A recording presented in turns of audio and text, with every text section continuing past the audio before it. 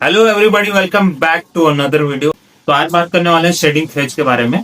Shedding phase क्या होता है, सबसे पहले मैं बता देता हूँ। जैसे हेयर ट्रांसप्लांट आपने कराया, हेयर ट्रांसप्लांट कराने के एक हफ्ते बाद या आप कह सकते हो कि 10 दिन बाद जब आपका हेड वॉश हो जाता है, उस टाइम से आपका शेडिंग फेज स्टार्ट होता है। शेडिंग फेज मतलब बाल जो आपके ट्रांसप्लांट हुए हैं वो झड़ने लगते हैं आपके, ठीक है। ये प्रोसेस करीब आप कह सकते हो 90 दिनों तक चलता है, 3 महीने तक।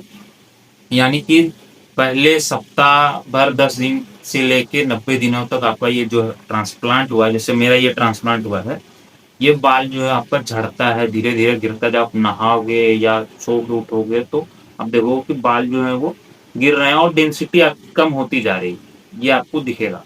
दूसरी चीज जो है वो ये है कि उसके बाद जब 90 दिन आपके पूरे होते हैं, ये कोई फिक्स डेट नहीं है कि 90 दिन ही होंगे, उसके बाद अगले दिन से स्टार्ट हो जाएगा रिग्रो होना। थोड़े 5-10 दिन आगे पीछे भी हो सकते हैं। उसके बाद आपके 3 महीने तक जो है वो बाल जो लगे हुए जो गिर गए वो आने में आते हैं, वो अगले 3 महीने। इसलिए जब भी आपका हेयर ट्रांसप्लांट का रिजल्ट जो भी आता है वो करीब 6-8 महीने बाद ही आपको देखने को मिलता है।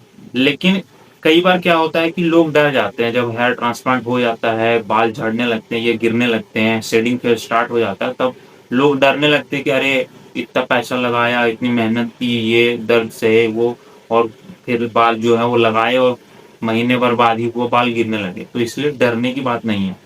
कुछ लोग मुझे मैसेज भी किए होते हैं कि भैया आपने जहाँ से करवाया, जिस क्लिनिक से, मैंने भी उसी क्लिनिक से करवाया है और आपसे 1-2 दिन पहले ही करवाया है, पर मेरे 50% बाल जो है वो जा चुके हैं और आपके नहीं गए।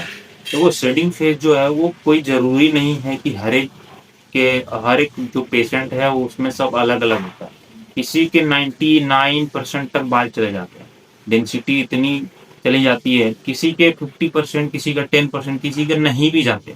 तो अभी तक आप देख सकते हो कि मेरा जो हेयर ट्रांसप्लांट हुआ है उसमें शेडिंग फेज अभी तक दिख नहीं रहा है, जबकि मुझे भी करीब 18 दिन हो चुके हैं, 18-20 दिन।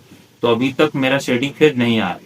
तो ये पर्सन टू पर्सन अलग अलग होता है, कोई जरूरी नहीं है कि शेडिंग फेज सब में एक जैसा ही आए।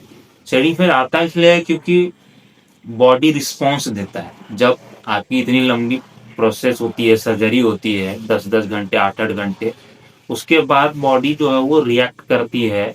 वो रिएक्ट करती है ऐसे कि आपके जो बाल हैं वो ऊपर से ही गिरते हैं, ऐसा नहीं कि उसके रूट जो लगे हुए हैं वो गिर जाते हैं, ठीक है।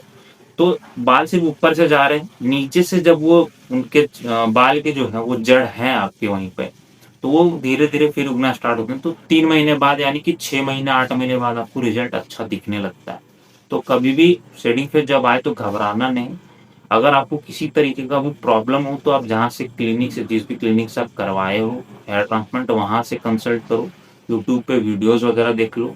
अगर कोई भी प्रॉब्लम है तो आप मेरी वीडियोस पे कमेंट करो, और व्हाट्सएप का नंबर आपको आता ही है स्क्रीन पे, आप वहाँ मैसेज कर सकते हो और फिर मैं आपको जो है वो वीडियो बना दूंगा या आपको रिप्लाई कर दूंगा। बाकी मिलेंगे नए वीडियो में, तब तक के लिए बाय बाय, थैंक यू।